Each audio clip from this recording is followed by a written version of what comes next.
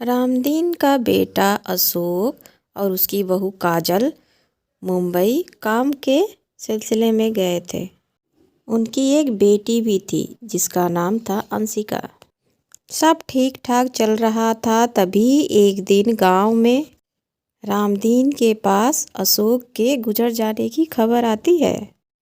ये खबर पाकर तुरंत ही रामदीन अपनी पत्नी सोमा को लेकर मुंबई चला जाता है। रामदीन बेटे की चिता को देख कह रहा है, अब बेटा तो भगवान को प्यारा हो गया। अब बहू और नातिन मुंबई में किसके भरोसे रहेंगे। बहू मान जाए तो उसको अपने साथ गांव ले चलें। काजल अपने सास ससुर की बात मान लेती है और उनके साथ आकर गांव में रहने लगती है। उनके आने से परिवार का खर्च बढ़ गया था, इसीलिए रामदीन सोमा से कहता है, हम दोनों का तो गुजारा थोड़ी बहुत मजदूरी करके चल जाता था, मगर अब बहू और पोती भी आ गई है, इसलिए ज्यादा मजदूरी करनी पड़ेगी। अब कर ही क्या सकते हैं जी। हमें अब अपने ही कंधे मजबूत करने पड़ेंगे। रामदीन खेतों में मजदूरी का काम किया करता था। वह सुबह से शाम तक इस बुढ़ापे में मजदूरी किया करता था। वह जब शाम में घर आया तो बोला, सोमा, आज तो बहुत कमर दर्द कर रही है, थोड़ा मरहम लगा दो तो कुछ दर्द कम हो जाए, रात को चैन से सो सकूं फिर। अभी लगाती हूँ जी। भगवान ने इस उम्र में कैसे दुख दिए हैं। बैठ के खाने के उम्र में कमर तोड़ मेहनत करनी पड़ती है। काजल को अपने सास ससुर की ऐसी बातें सुन के बहुत ही दुख होती है और उसको अपने आप से घिन भी होने लगती। और वह कहती है, जिसके शरीर में दम है वो तो बैठकर रोटियां तोड़ती हैं, और जिसकी बूढ़ी हड्डियां हो आराम की ज़रूरत है वह बूढ़ी हड्डियों को तोड़कर काम करता है। ये कहाँ का न्याय है। नहीं नहीं, मैं कल से बाबूजी को काम पर जाने नहीं दूंगी। अगले दिन जैसे ही रामदीन खेतों में काम करने के लिए जाने लगता है, काजल हिम्मत दिखाते हुए सामने खड़ी होकर कहती है, बाबूजी, आज से आप काम नहीं करेंगे, घर पर आराम करेंगे। मैं आराम करूंगा तो काम कौन करेगा। काम मैं करूंगी बाबूजी। काजल से काम करने की बात सुनकर रामदीन और सोमा दोनों हैरान रह जाते हैं। पर तुम कौन सा काम करोगी बेटी।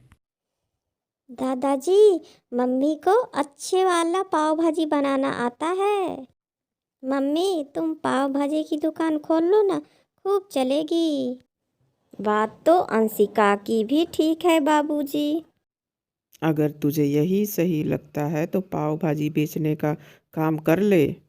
सास ससुर से इजाज़त मिलने के बाद ही काजल सड़क के किनारे पाव भाजी का ठेला लगा देती है।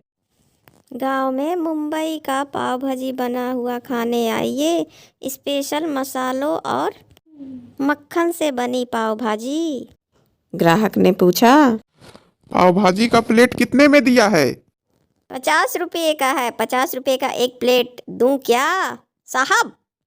हाँ हाँ, दे दीजिए। काजल बहुत स्वादिष्ट पाव भाजी बनाती थी, शुद्ध मक्खन और घी इस्तेमाल करती थी। उसके मसाले भी खास होते थे, इसलिए लोगों को उसका पाव भाजी खाना बहुत ही पसंद आता था। काजल की ठीक ठाक कमाई होने लगती है। काजल रुपए गिनते हुए कहती है, चलो, कुछ तो काम चला। अगर और मेहनत करूंगी तो अच्छा भी चलने लगेगा। फिर जैसे ही काजल का मुंबईया पाव भाजी का दुकान अच्छा चलने लगता है, अचानक ही एक संकट आ खड़ा होता है। मार्केट कमेटी के कुछ लोग उसके ठेली को उठाने आ जाते हैं। कर्मचारी कहता है, देखो, यहाँ ठेली लगाने के लिए परमिशन लेनी पड़ती है, तुमने परमिशन नहीं लिया है, उठाओ रे इसका तामझाम। दया करिए साहब, मैं बहुत गरीब हूँ, मेरा सामान मत उठाइए। अरे भाई तुम गरीब हो तो मैं क्या करूं? मुझे भी तो ऊपर जवाब देना होता है। अबे मुंह क्या देख रहे हो? चलो उठाओ फेंको इसका सामान। रहने दीजिए ना साहब, प्लीज ऐसा मत कीजिए। काजल ऐसे ही उन लोग के सामने रोती गिड़गिड़ाती जा रही थी कि तभी वहां नवीन आ जाता है और कहता है, क्यों बे, इस गरीब को परेशान करके क्या मिलेगा तुझे? इनके सामान को अगर हाथ भी लगाया तो मुझसे बुरा कोई नहीं होगा। अरे आप ये तो बताइए आप हो कौन? मैं इस मार्केट कमेटी का मेंबर हूँ।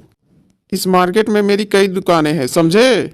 ये सुनते ही मार्केट कमेटी के लोग बिना कुछ कहे वहां से रफूचक्कर हो जाते हैं और काजल रोते हुए नवीन से कहती है,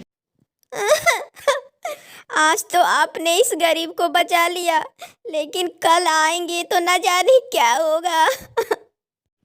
कुछ नहीं होगा। मेरी एक छोटी सी दुकान खाली पड़ी है, आप उसमें अपना पाव भाजी का दुकान लगाकर बेचिए। पर आप इतनी मुझ पे मेहरबानी क्यों कर रहे हैं साहब? मुझे ऐसी वैसी तो नहीं समझते ना। अरे अरे, ये क्या कह रही हो? कोई भाई भला अपनी बहन को ऐसी वैसी कैसे समझ सकता है? पर आप हो कौन, ये तो बता ही दो ना। देखो मैं कौन हूँ और क्या हूँ, ये तो तुमको बाद में पता चल ही जाएगा ना। लेकिन मुझे अपना सगा भाई ही समझो और मन लगाकर अपना काम करो। उस दिन के बाद काजल अपना पाव भाजी दुकान में बनाकर बेचने लगती है और उसका काम अच्छा चलने लगता है। साथ ही काजल नवीन के साथ अच्छा से घुल मिल जाती है। नवीन कहता है, आज तो तुम्हारे हाथ का पाव भाजी खाने का बड़ा मन है।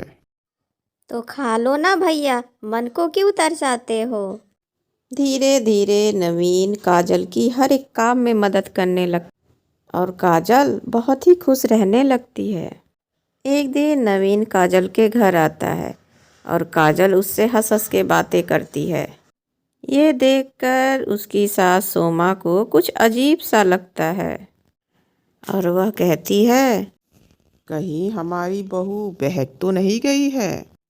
इस लड़के के साथ कुछ ज्यादा ही घुल मिल गई है लगता है। अरे ऐसा कुछ नहीं है। काजल बहू तो खरा सोना है, खरा सोना। उस पर कभी शक मत करना। भगवान करे आपकी बात ही सच हो जी।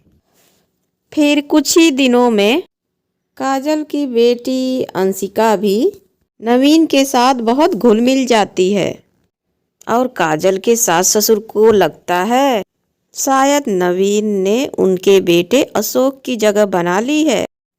सोमा कहती है, मामला तो बिगड़ता ही जा रहा है जी। मुझे तो लगता है बहू हमारे अशोक को भुलाकर नवीन के रंग में रंग गई है। देखो तो हमारी अंशिका भी उस नवीन के साथ कैसे घुल मिल गई है। अब तो मुझे भी बहू पर संदेह होने लगा है सोमा। समय बीतता जाता है और नवीन और काजल की चर्चा गांव में होने लगती है। पास पड़ोस के लोग रामदीन और सोमा पर ताने कसने लगते हैं। एक दिन पड़ोस की रमा और कांता तो हद ही कर देती हैं। रमा कहती है, क्यों रे बुढ़ऊ रामदीन, तेरी आंखें फूट गई हैं क्या? विधवा बहू गैर मर्द के साथ गुलछड़ उड़ाते फिरती है और तू है कि घर में छिपा बैठा है। हाँ? उस मुंबई की बिगड़ैल को गाँव लाया ही क्यों? देखना तेरी कैसे नाक कटवाती है कुलच्छनी। हाँ? मैं तो कहती हूँ इससे पहले वो कोई बड़ा काम करे, उसे यहाँ से धक्के मार कर निकाल दो। अगर तुमसे ये ना हो पाए तो तुम ही कहीं निकल जाओ। रामदीन और सोमा उन औरतों की बातें सुनकर खुद पर काबू नहीं रख पाते और ताव में आकर खुद ही गांव छोड़ने का फैसला कर लेते हैं। सोमा, बहू को जो गुल खिलाना है वो खिला लेगी। हम आज ही ये गांव छोड़ देंगे। अब इसके अलावा हम कर ही क्या सकते हैं जी। यही सोचकर रामदीन और सोमा घर छोड़कर चले जाते हैं।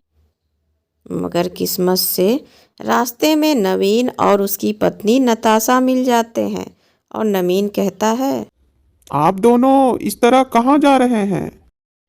गांव छोड़कर जा रहे हैं। इस बुढ़ापे में ऐसी दुर्दशा होगी पता नहीं था।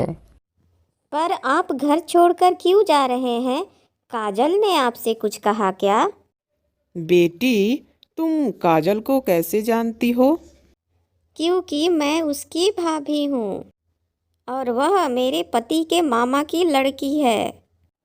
यह सुनकर वह दोनों लोग अबाक रह जाते हैं। क्या काजल ये जानती है कि नवीन मेरा भाई है? नहीं जानती है माँ जी, क्योंकि नवीन उससे सालों बाद मिला। इन्होंने तो उसे पहचान लिया, लेकिन अब तक वे इन्हें नहीं पहचान पाई। पर तुमने ये सच उससे छुपाया क्यों? क्योंकि मैं अपनी बहन की परीक्षा ले रहा था कि देखूं वो मुझे पहचान पाती है कि नहीं। यह सुनकर रामदीन और सोमा दोनों की आंखें छलक आती हैं और वह अपने मन ही मन कहते हैं, भगवान मुझे माफ करना। मैंने अपने खरे सोने जैसी बहू पर शक किया।